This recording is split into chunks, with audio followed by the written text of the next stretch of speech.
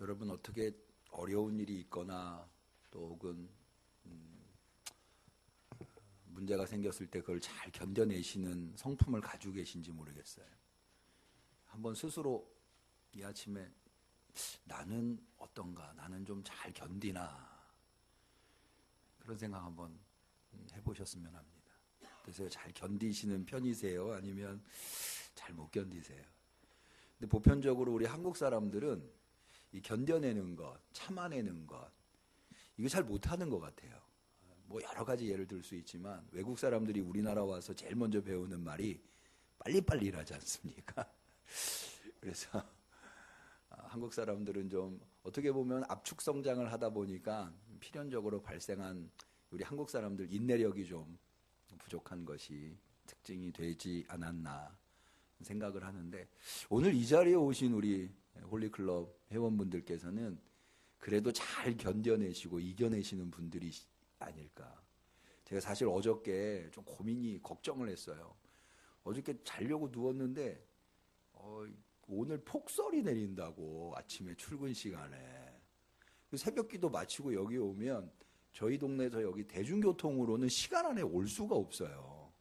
만약에 폭설이 와서 대중교통으로 온다고 하면 제가 우리 부교육자들한테 새벽기도를 맡기고 와야 되는데, 어저께 밤에 그 문자가 와가지고 아무리 부교육자지만 바로 새벽기도 내일 좀 해달라고 할 수가 없는데, 이거 그럼 차를 가지고 오려고 그러는데 내일 폭설이 내리면 차를 가져갈 수가 있나. 다행히도 오늘 아침에 큰 눈이 안 내려서 차가 안 막히고 잘 올 수가 있었는데, 여러분들도 많이 걱정하셨을 거예요. 아마 그거 핑계대고 오늘 안 오신 분들도 좀 있으실 것 같은데, 그런 것들을 이기시고 이 아침에 얼마나 피곤하고, 사실 아침 시간이 다른 시간보다도 더 좀 아까운 시간이라고 할까요? 1분 1초가 더 눕고 싶고 더 자고 싶은 게 인간의 마음 아닙니까? 그런 걸 다 이겨내시고 이 자리에 나오셨다고 하는 것은 여러분은 그래도 참 잘 견뎌내시고 잘 참아내시고 잘 이겨내시는 분들인 것 같아요. 그런데 제가 왜 이 얘기를 하는가 하면, 우리 성도에게는 이 견뎌내는 것, 이 성품이 굉장히 중요한 성품이에요. 어쩌면 이 견뎌내기 잘 못하는 성도는 좀 어려워질 수가 있다. 왜냐하면 이 견뎌내는 성품이라고 하는 것이 신앙의 본질적인 요소와 매우 밀접한 관련이 있기 때문에 그렇습니다.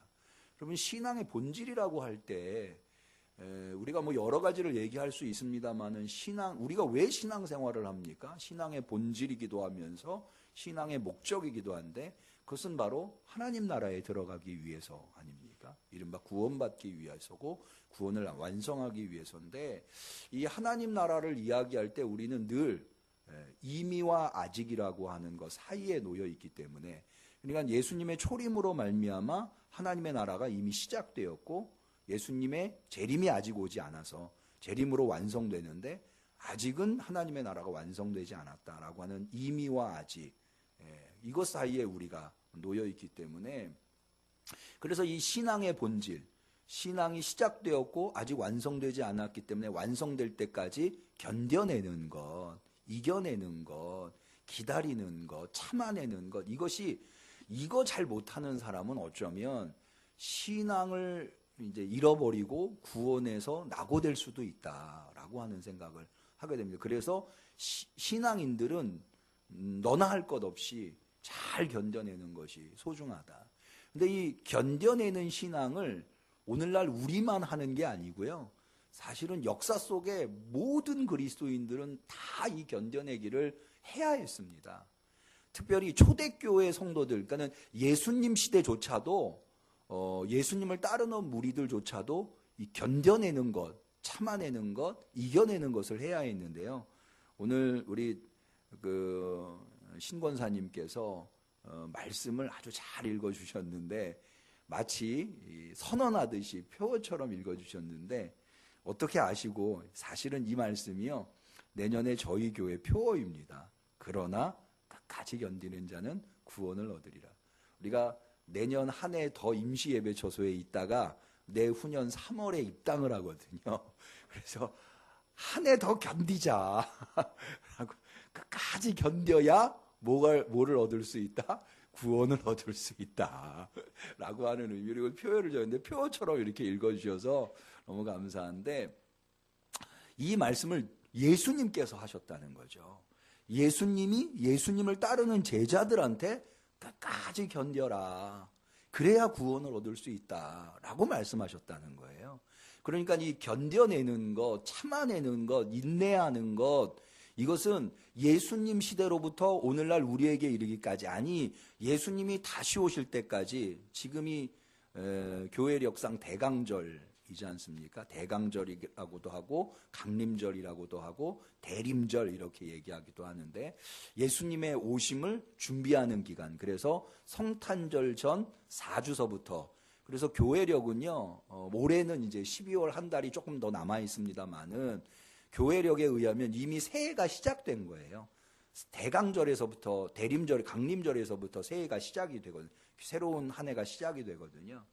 그래서 이 대강절이라고 하는 것이 예수님의 오심을 준비하는 기간이라고 할 수가 있는데, 이 준비하는 기간, 그러니까 예수님의 오심은 삼중적 의미가 있습니다. 과거적 의미가 있고요, 미래적 의미가 있고 현재적 의미가 있는데, 과거적 의미는 예수님의 초림을 의미하는 거죠. 2000년 전 유대 땅 베들레헴에 태어나신 것. 그다음에 미래적 의미는 예수님의 재림을 의미하는 거죠. 예수님이 다시 오신다고 하셨기 때문에. 현재적 의미는 마태복음의 마지막 부분에 보면 볼지어다 세상 끝날까지 내가 너희와 항상 함께 있으리라. 우리가 늘 매일매일 예수님을 우리의 마음속에 모시고 사는 것, 주님께서 우리와 함께 계신다고 하는 약속으로 주님을 맞이할 준비를 하는 것, 이게 이제 현재적인 의미라고 할 수가 있겠습니다. 그런데 그래서 우리 그리스도인들은 다르게 표현하면 기다리는 자들이다. 예수님의 재림, 예수님의 오심을 기다리는 자들이기 때문에 이 기다림 속에 있는 성도들은 누구나 견뎌내고 이겨내고 참아내고 하는 것을 잘 할 수 있는 성품을 가져야 된다. 그러면 오늘 마태복음 24장 13절에 그러나 끝까지 견디는 자는 구원을 얻으리라. 도대체 예수님이 직접 말씀하신 이 말씀은 어떤 의미에서 뭘 견뎌야 하는가, 그리고 그렇게 해서 얻게 되는 구원이라고 하는 것이 무엇인가, 또 혹은 우리가 견디되 언제까지 견뎌야 하는가, 이런 것들을 우리가 이런 말씀을 통해서 좀 생각해 보려고 하는 것입니다.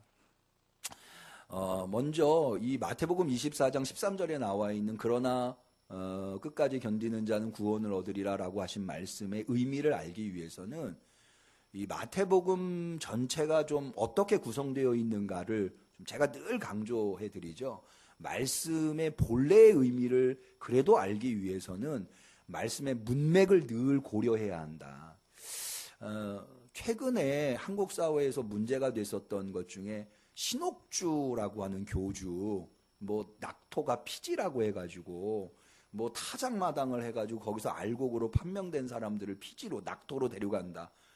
저는 도대체 낙토라고 하는 말이 어디서 나왔나? 저는 낙원을 조금 그 사람들이 독특하게 얘기하려고 낙토라고 했는데 성경을 읽다 보니까 낙토라는 말이 성경에 있더라고요.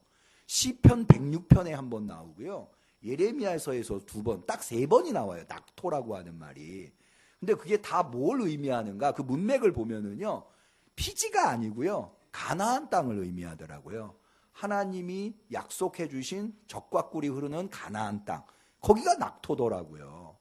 그런데 이건 다 무시하고 피지라고 얘기를 하는 거예요. 이게 이른바 성경을 아전인수격으로 해석을 하는 거죠. 이렇게 하지 않으려면 꼭 문맥을 고려해야 해요. 우리가 왜 악마의 편집이라는 말을 하잖아요. 어떤 사람이 한 말을 중간에만 똑 따가지고 자기 입맛에 맞게, 그러면 성경을 그렇게 읽으면 안 돼요. 본래 성경이 어떤 의미를 가지고 있는가, 이걸 알고 성경을 좀 더 융통성 있게 해석하는 것은 가능하나, 본래 의미도 모르고 이건 완전히 딴 얘기를 하고 있는 것은 이거 좀 다른 얘기인데요. 우리 지역에서 은평구에서 존경받는 감리교 총감독을 하셨던 목사님, 지금 은퇴하셨는데 제가 실명을 거론하진 않겠습니다. 그분이 한 번은 성탄절 축하 예배, 교회 연합에 축하 예배 오셔서 설교를 하는데 이분이 은퇴를 하셨어요. 은퇴를 하시고는 이제 본인의 깨달음을 가지고 이제 설교를 하시는데, 성경에 보면 천년이 하루 같고 하루가 천년 같다는 말씀이, 이게 베드로전서에 있는 말씀인데, 그 말씀을 가지고 이 설교를 하시는데, 본인이 은퇴해 보니까 천년을 하루같이 사는 사람이 있고, 그러니까 천년을 살아도 하루 정도의 가치만을 사는 사람이 있고, 하루를 살아도 천년의 가치를 가지고 사는 사람이 있더라. 그래서 이제 당신께서는 은퇴하고 이제 며칠 안 남았다고 생각을 하고 이제 하루하루를 천년같이 살아야 되겠다, 그런 말씀을 하시더라고요. 얼마나 은혜롭습니까? 그런데 저는 그런 말씀을 들으면 은혜가 되기보다는 성경 본문이 그런 의미가 아닌데, 이런 생각부터 먼저 들어요. 그 베드로전서에 나온 말씀의 의미가 뭐냐면, 우리의 시간이 그렇다는 게 아니라 하나님의 시간이. 왜 거기 그 얘기를 하는가 하면, 왜 예수님께서 곧 오신다고 하더니 안 오시느냐, 재림이 왜 늦어지느냐, 여기에 대해서 베드로 사도가 우리의 시간 계산법과 하나님의 시간 계산법은 다르다, 그래서 우리가 생각하는 것처럼 그렇게 하루하루가 아니다, 그 얘기를 하고 있는 거거든요. 근데 교훈은 좋으나 본문이 그게 아닌데 그걸 그렇게 설교를 하시면 이게 좀 안 되지 않나 생각을 하게 됐어요. 그러니까는 제가 이 말씀을 드리는 이유가, 본문의 맥락을 알고 그 본문을 해석을 해야지 왜곡하지 않을 수가 있고, 아전인수격으로 하지 않을 수 있고, 원래 그 성경이 이야기하려고 하는 바를 알 수 있다. 마태복음은요, 전체적인 구조를 보면 마태복음의 저자가 매우 유대인들에게 익숙한 방식으로 마태복음을 구성했습니다. 그게 뭐냐면, 예수님의 말씀을 종류별로, 그 내용별로 5묶음을 만들어 놨어요. 그래서 첫 번째 묶음이 어디냐면, 여러분이 잘 아시는 마태복음 5장에서 7장, 이른바 산상설교라고 하는, 이것은 천국 윤리에 대해서 말씀하고 있는 겁니다. 대표적인 예가 오른편 뺨을 맞으면 왼편 뺨을 돌려대라, 천국에서는 어떤 윤리가 통용되는가라고 하는 것에 대한 기록이고요. 또 마태복음 10장이 또 다른 두 번째 묶음인데, 여기는 제자들을 파송했을 때, 그러니까 천국 복음을 전하는 사람들이 갖추어야 할 태도에 대해서 파송 설교를 하는 부분입니다. 그 다음에 마태복음 13장 유명하죠? 비유장, 천국 비유장. 천국은 이와 같다라고 해서 마태복음 13장의 비유를 통해서, 메타포를 통해서, 사실은 천국은 메타포로밖에는 이야기할 수가 없어요. 왜냐하면 천국에 직접 가본 사람이 없기 때문에, 한 번도 본 사람이 오직 예수님만 천국에서 오신 분이어서 천국에 대해서는 이 세상의 것의 비유를 통해서밖에는 이야기할 수가 없어서, 이제 천국 비유장을 13장에 모아 세 번째고요. 네 번째는 마태복음 18장에 교회에 관한 설교를 해주십니다. 교회가 무엇이냐. 그래서 대표적인 예가, 교회에서 문제를 일으키는 사람 4단계로 치리를 하라고 되어 있죠. 첫 번째는 개인적으로 가서 권면해라. 그래도 말을 안 들으면 두세 사람을 데리고 가서 권면을 해라. 그래도 말을 안 들으면 교회 앞에 세워라. 그래도 말을 안 들으면 이방인처럼 취급을 해라. 이게 이제 교회에 관한 이야기에서 예수님이 해주신 말씀인데, 교회에 관한, 교회는 또 역시 천국을 가고자 하는 자들의 공동체라고 해서 천국과 뗄 수가 없는 관계에 놓여 있죠. 그리고 이제 마지막 5번째 묶음이 마태복음 24장 25절, 25장, 24장 25장 종말 설교 부분입니다. 천국이 이 땅에 임하기 전에 어떤 현상들이 일어날 것이냐 라고 해서, 여러분이 잘 알고 있는 25장에 예수님의 비유 이야기 중에 맨 마지막, 마태복음에 나오는 맨 마지막 비유 이야기가 뭐냐면, 오른편 양과 왼편 염소. 그래서 최후의 심판이 어떻게 이루어질 것인가에 대해서 맨 마지막 비유로 말씀하시는 것을. 그래서 마태복음은요, 매우 조직적이고 신학적으로 구성되어 있다, 유대인들에게. 여러분, 이렇게 5묶음으로 예수님의 말씀이 마태복음에 모여 있는 것이 뭐를 연상시킵니까? 이른바 모세오경이라고 하는 그 틀을 연상시키지 않습니까? 그래서 많은 학자들이 이 마태복음은 유대인을 위한 복음이다라고 이야기를 합니다. 오늘 우리가 읽은 마태복음 24장 13절은 그러니까 예수님의 종말 설교, 하나님의 나라 천국이 이루어지기 위해서 그 전에 어떤 일들이 일어날 것인가 라고 하는 것에 대한 말씀이 바로 24장 25절에 기록되어 있는데, 마태복음 24장은 이렇게 시작합니다. 예수님께서 성전 앞을 지나가시다가 제자들한테 이렇게 말씀하세요. 이 성전이 돌 위에 돌 하나도 남지 않고 다 무너질 것이다. 이 유대인들이 가지고 있는 종말관에는요, 이 종말이라고 하는 것이 사실은 중간기, 우리가 중간기라고 하는 것이 어떤 때냐면 말라기에서 신약의 세례 요한이 나타나는 그 사이, 이게 한 400년 기간, 하나님의 말씀이 더 이상 사람들을 향해서 선포되지 않은, 하나님의 선지자가 나타나지 않은 이 중간기 혹은 암흑기라고도 할 수가 있는데요. 이때에 생겨난 것이 어떤 사상이냐면 묵시 사상이라고 하는 사상입니다. 사실은 이 천국 하나님의 나라도 이 묵시 사상과 밀접하게 관련이 있고요. 이 종말 사상도 역시 묵시 사상과 밀접하게 관련이 있습니다. 그래서 이 묵시 사상에 의하면 종말의 때는 어떤 일들이 일어나느냐? 매우 큰 재난과 환란이 일어납니다. 그 대표적인 것이 무엇인가 하면 바로 성전이 파괴되는 거예요. 그래서 예수님께서 이 성전을 너희들이 보느냐? 돌 위에 돌 하나도 남지 않고 다 무너지리라 했더니 제자들이 아주 유대인들에게 익숙한 이 종말 사상에 입각한, 그러면 예수님 종말의 때에 무슨 일이 일어날 것이고 종말은 언제까지 될 것입니까? 라고 하는 것을 질문하게 됩니다. 그래서 이제 거기서부터 예수님의 마지막 때 종말 설교 24장 25장이 이어지는데요. 그때 이제 예수님의 대답이 이런 겁니다. 마지막 때는 기근이나 전쟁이나 환란이나 이런 소문들이 막 날 거라는 거예요. 그리고 거짓 선지자들, 적그리스도들이 막 등장하게 될 거라는 거예요. 그런데 아직은 그게 일어난다고 해서 마지막이 끝난 것이 아니라는 거예요. 우리가 오늘 읽지는 않았습니다만은 24장 8절에 보면 그런 얘기를, 6절부터 한번 제가 읽어볼까요? 난리와 난리 소문을 듣겠으나 너희는 삼가 두려워 말라. 이런 일이 일어야 하되 끝은 아직 아니니라. 끝은 아직 아니에요. 민족이 민족을, 나라가 나라를 대적하여 일어나겠고 처처에 기근과 지진이 있으니, 전쟁과 기근과 지진이 일어나는데 이 모든 것이 재난의 시작이니라 라고 해서 재난이 끝나는 게 아니라 재난이 시작될 때 이런 일들이 일어난다고 하는 거예요. 시작점이 언젠지에 대해서 말씀을 하고 계십니다. 그런 다음에 하는 이야기들이 9절부터 나오는데요. 이 재난이 시작된 다음에 나오는 일들에 대해서 이렇게 예수님 말씀하십니다. 그때의 사람들이 너희를 환란에 넘겨주겠으며, 여기 넘겨주다라고, 환란에 넘겨주다라고 하는 것이, 이 넘겨주다라고 하는 단어를 여러분 좀 집중해서 봐야 되는데, 이 넘겨주다라고 하는 단어는 이 초대교회 성도들 안에서는 이게 어떤 테크니컬성, 기술적인 용어로 사용되는데, 이게 파라디돔이라고 하는 헬라어인데요. 이 헬라어가 가지고 있는 의미가 뭐냐면 박해를 의미합니다. 예수님께서 가룟 유다가 예수님을 넘겨줬죠.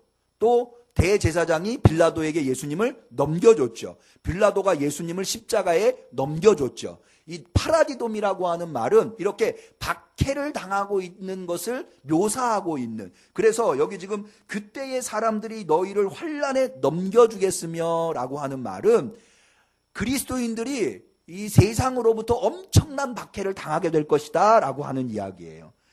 너희를 죽이리니 너희가 내 이름을 위하여 모든 민족에게 미움을 받으리라. 이게 이제 재난이 일어나는 시기에 일어나는 이야기라는 거예요. 그런데 이 박해, 그러니까는 미움을, 그리스도인들이 미움을 받는 게 밖에, 기독교 공동체 밖에 있는 사람들한테만 미움을 받는 게 아니라 기독교 공동체 안에서도 역시 이 미움이 창궐하게 될 것이라고 하는 이야기를 이어서 하십니다. 자, 10절을 보면 그때에 많은 사람이 시험에 빠져 서로 잡아주겠고, 시험에 빠졌다라고 하는 말은 믿음이 없는 사람들한테 사용되는 말인가요? 믿음이 있는 사람들한테 사용되는 말인가요? 시험에 빠지려면 뭐가 있어야 돼요? 일단 믿음이 있어야죠. 믿음이 없는 사람은 시험에 빠졌다는 이야기도 안 하죠. 우리가 시험 들었다라고 하는 말이, 세상 사람들이 시험 들었다라는 말 안 쓰죠.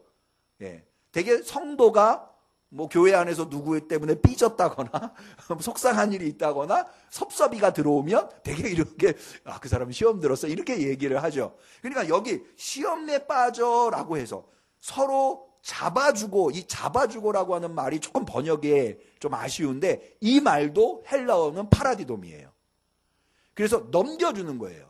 시험에, 교회 공동체 안에 성도 중에 어떤 사람이 시험에 빠져서 서로 박해의 현장에 넘겨주는 거예요. 마치 가룟 유다가 예수 공동체 안에 있었잖아요.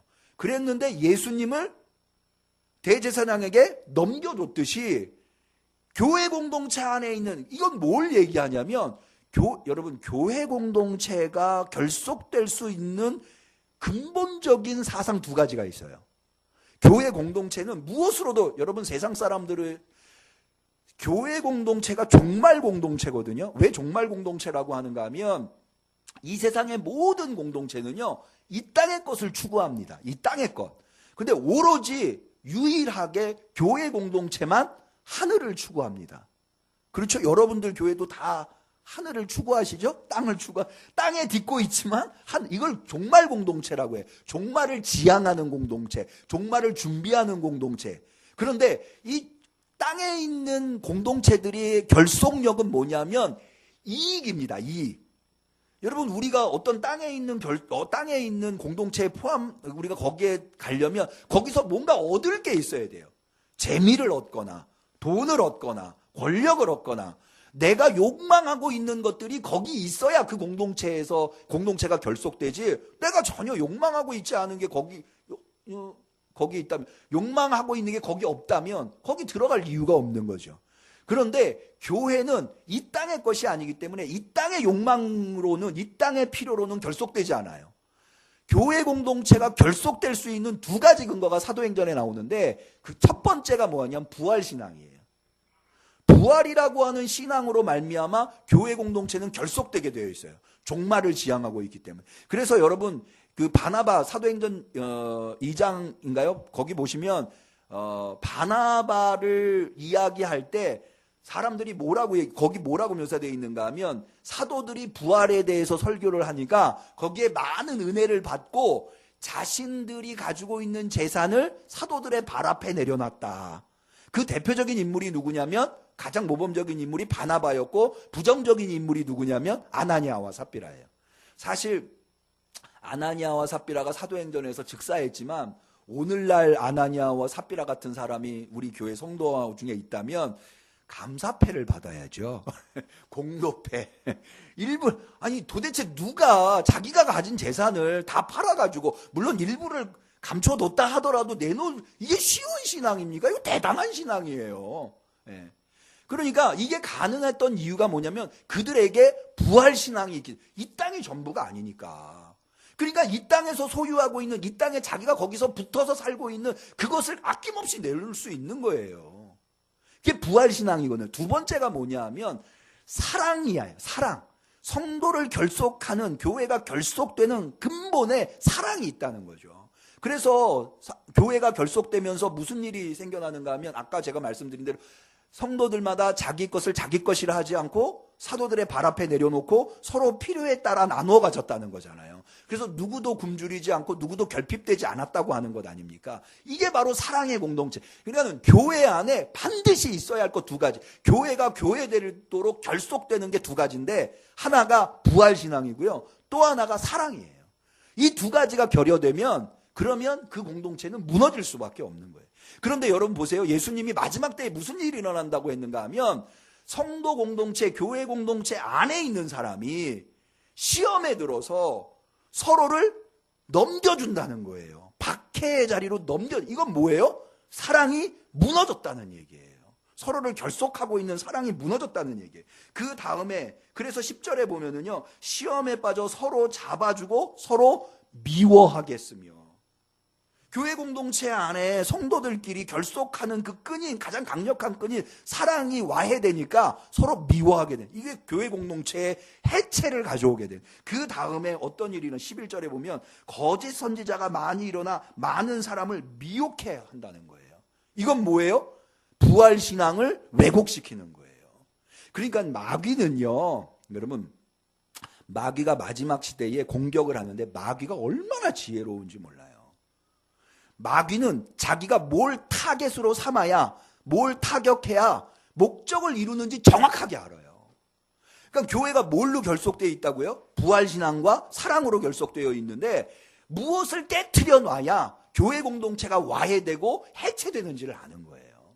그래서 부활신앙을 흔들어 놓고 사람들 사이에 있는, 성도들 사이에 있는 사랑을 흔들어 놓는 거예요. 여기에 시험에 빠지게 만드는 거죠. 저는 이게 굉장히 교활하다고 생각하는 게, 제가 간혹 이 동물의 왕국을 보면은요, 사자가 물소떼를 사냥하잖아요. 그러면은 뭐 어떻게 사냥을 하냐? 처음부터 물소 한 놈을 딱 찍어 놓고 이놈만 주구장창 쫓아다니느냐? 그렇게 안 하더라고요. 한번 자세히 보세요. 물소떼가 이렇게 무리가 있잖아요. 처음에는 불특정하게 이 물소떼를 막 몰아요. 이리 몰고, 저리 쫓고, 이리 쫓고. 그러면은 막 도망 다니잖아요, 떼가. 도망 다니다가 어떤 놈이 생기느냐? 낙오하는 놈이 생겨요. 그러면 주로 누가 낙오하냐면 병들거나 다쳤거나 어린 것. 이래들이 낙오를 해요. 그럼 그 낙오하는 놈을 먹이로 삼아요. 그러니까는 마귀도요, 교회 공동체를 이리저리 몰아요. 막 시험에 들게 만들고, 문제가 생기게 만들고, 막 이렇게 저렇게 모는. 그럼 거기에 누가 생겨요? 낙오하는 성도가 생겨요, 낙오하는 성도가. 그럼 이게 마귀의 먹잇감이 되는 거예요. 예. 마귀의 먹잇감이.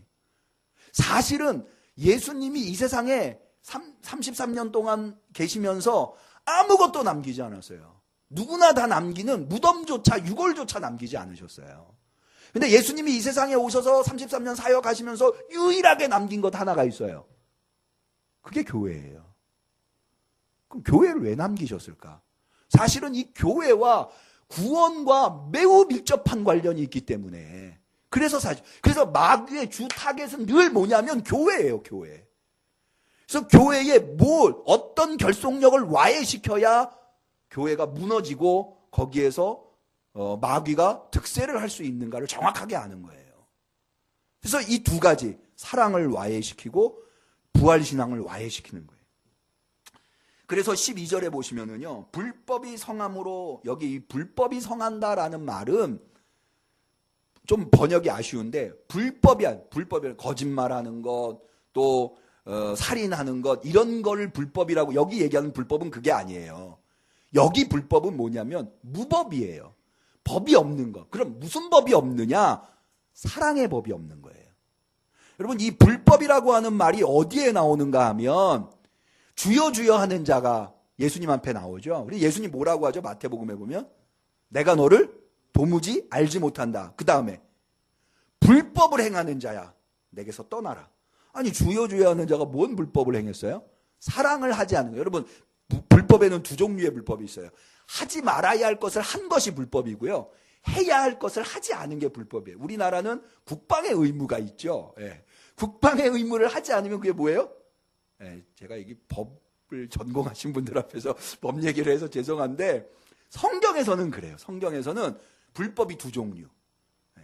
하지 말아야 할 것을 한 것도 불법이지만 해야 할 것. 그러니까 사랑을 하지 않는 거예요. 사랑을 하지 않으면서 기적을 행하고, 사랑을 하지 않으면서 예수님의 선지자 노릇하고, 사랑을 하지 않으면서 주여 주여 하면 그게 뭐예요? 불법이 되는 거예요. 내가 너를 도무지 알지 못한다. 불법을 행한 자라 내가 떠나라. 라고 예수님 말씀해요. 여기 그래서 불법이 성함으로 많은 사람이 사랑이 식어지리라. 라고 말해요. 그러니까 예수님은 지금 뭐라고 말씀하시는가 하면, 엄청난 박해가 사회로부터 일어날 뿐만 아니라 더 치명적인 것은 교회 안에 박해가 있을 거라는 거예요. 교회 공동체가 무너질 거라는 거예요. 그러나 끝까지 견디는 자는 구원을 얻으리라. 그러니까 이게 뭘 견디는가? 그러나 끝까지 견딘다고 할 때 그 견딘다고 하는 것이 뭘 견디는가? 여러분 교회 가기 싫은 이유들이 있으시죠? 그 집사님 정말 마음에 안 들어. 그 일 정말 여러분, 홀리클럽 같이 하시다 보면 마음에 안 드시는 거 있으시죠? 왜 저 일을 저렇게 할까? 그런 부분들이 있어요. 그러나 끝까지 견디는 자는 구원을 얻어요. 한번 저를 따라해 보실까요? 그러나 끝까지 견디는 자는 구원을 얻으리라. 여러분, 홀리클럽을 떠나고 싶고 교회를 떠나고 싶은 이유가 1000가지, 10,000가지라 하더라도, 그러나 끝까지 견디는 자는 구원을 얻으리라. 왜냐하면 내가 거기에서 속상하고 거기에서 마음에 안 들고 그것이 못마땅한 그런 것보다도 더 중요한 게 뭐냐 하면 그런 모든 천 가지 만 가지 이유보다 더 중요한 게 내가 구원을 얻는 거예요. 내가 구원을 얻지 않으면 구원을 얻는다고 하는 이 중요한 목적보다 더 중요한 건 아무것도 없어요. 더 무게감 있는 건 아무것도 없어요. 이 세상에서 내가 속상하지 않고 이 세상에서 내가 잘 먹고 이 세상에서 내가 편안하게 지내는 것, 그것은 내가 구원받는 것보다 결코 클 수가 없어요. 아무리 교회 안에 시험거리가 있고 아무리 공동체, 성도 공동체 안에 홀리클럽 안에 어려운 문제가 있어도 이 말씀 기억하세요. 그러나, 그래서 그러나가 중요해요. 그러나, 나 목사님 설교 듣기 싫어. 그러나 끝까지 견디는 뭘 얻어요? 구원을 얻으리라. 근데요, 한 가지 더 말씀드릴게요. 언제까지 견뎌야 되냐? 사람은요, 사실은 이게 무작정 기다려야 되면 이거 하기 힘들어요. 참 감사한 게 요즘은 버스 정류장에 내가 탈 버스가 몇 분 후에 오는지가 나오잖아요. 너무 잘했어요. 저는 제가 대학생 때 젊은 시절에 저희 동네가, 저는 증산동이라고 하는 동네에 살았는데 거기에서 신촌을 나가려면 두 가지 방법이 있어요. 806번이라고 하는 일반 버스를 타야 나갔고요. 또 하나가 72-1이라고 하는 좌석 버스를, 뭐 다 좌석 버스 뭔지 아실 거예요. 그런데 주로 이제 일반 버스를 기다려요. 근데 이 806번이 1시간에 한 번씩 와요. 그래서 시간을 잘 맞춰 나가면 5분만 해도 오고 10분만 해도 오고, 어느 때는 1시간 내내 기다려야 돼요. 근데 약속 시간이 있잖아요. 기다리다가, 그런데 72-1은 좀 비싼 버스, 좌석 버스인데 얘는 자주 와요. 10분마다 와요. 806번을 기다리다가 72-1 좌석 버스 한 번 보내고 두 번 보내고 세 번 보내고, 그러다가 약속 시간이 다 돼가지고 늦을 것 같으면 비싼 좌석 버스를 타는 거예요. 그러면 여지없이 뒤에 806번 일반 버스가 와도 아무 의미가 없죠. 내가 이때까지 기다린 게 아무 의미가 없는 거예요. 그러니까는 언제까지 내가 기다려야 되는가를 알면 좀 더 잘 기다릴 수가 있어요. 저는 결혼하신, 그래서 출산하신 그 부부를 보면 꼭 출산에 제 축하해 주러 가면서 꼭 이야기를 해주는데, 출산한 엄마하고 아빠를 앉혀놓고, 사실은 출산하고 나면 여성들이 호르몬의 변화가 오고 또 아이가 밤낮 없이 먹고 자고, 그래서 제일 애기 엄마들이 힘들어하는 게 뭐냐면 밤에 잠 못 자는 거. 이게 제일 힘들어하거든요. 그래가지고 산후 우울증도 오잖아요. 그래서 제가 가가지고 꼭 그 얘기를 해줘. 제 경험인데, 출산한 산모한테 100일만 참아라. 100일. 100일이 지나면 애가 낮에 놀고 밤에 자더라. 경험이에요. 뭐 꼭 그런 건 아니지만 100일만 참아라. 100일이 아닐 수도 있어요. 근데 제가 왜 그 얘기를 해주냐면, 내가 언제까지 밤에 잠도 못 자고 이러고 살아야 되나? 이러면 굉장히 스트레스가 돼요. 근데 100일만 참아라. 신랑한테도 제가 그 얘기를 해요. 부인이 히스테리를 좀 부려도 100일만 참아줘라. 100일 이후에는 마음대로 해도 된다. 그게 뭔가 끝이 있어야. 그런데 예수님께서도 견디라고 하지만 언제까지 견뎌야 되는지를 말씀하셔서 잘 견딜 수 있도록 해줬어요. 14절입니다. 14절에 예수님이 이렇게 말씀합니다. 앞서는 소리, 난리, 전쟁, 기근, 지진 이런 소문들이 났지만 이게 재난의 시작이라. 그럼 재난의 끝은 언제냐? 이 천국 복음이 모든 민족에게 증거되기 위하여 온 세상에 전파되리니 그제야 뭐가 와요? 끝이 오리라. 복음이 온 세상에 전파되고 나서야, 이게 뭐예요? 교회가 교회로서의 사명, 성도가 성도로서의 사명을 완수하고 나서야 뭐가 와요? 끝이 온다는 거예요. 여러분, 아무리 악한 마귀 권세가 교회를 와해시키고 성도들을 시험 들게 해서 믿음에서 떨어져 나가게 만들어도 그 모든 악한 세력들보다 더 막강하게 역사하시는 하나님의 능력이 우리의 사명을 완수하게 하실 줄로 믿습니다. 네. 여러분, 지겨우세요? 못 견디겠어요? 빨리 좀 끝이 왔으면 좋겠어요? 더 열심히 사명을 감당하세요. 언제 끝나요? 언제 끝나냐면 사명이 완수될 때 끝나는 거예요. 사명이 완수될 때 끝나지, 사명이 아직 완수되지 않으면 끝나지 않아요. 그러니까는 지겨우시고, 내가 끝내긴 끝내야 돼, 참아내긴 참아야 되는데 아우 너무 참기 힘들다, 너무 지겹다 라고 하시면 더 열심히, 더 최선을 다해서 사명을 완수하세요. 그러면 끝이 그만큼 빨리 올 거예요. 견뎌내실 수 있으실 거예요. 중간에 포기하면 안희감만 못하다는 말이 있지 않았습니까? 구원도 마찬가지예요. 믿음 생활도 마찬가지예요. 아무리 열심히 했어도 내가 중간에 포기하면 다 헛것이 되는 거예요. 아무리 860번을 30분 40분 기다렸어도 못 참고 72-1 타면 끝나는 거예요. 기다린 거. 신앙도 마찬가지. 주님 오실 때까지, 사명 완수할 때까지 내 믿음 지키실 수 있기를 바랍니다. 그러나 끝까지 견디는 자는 언제까지 견뎌요? 사명을 완수할 때까지, 끝까지 견디는 자는 뭘 얻어요? 구원을 얻으리라. 할렐루야. 자, 우리 중보기도의 시간을 갖고자 합니다.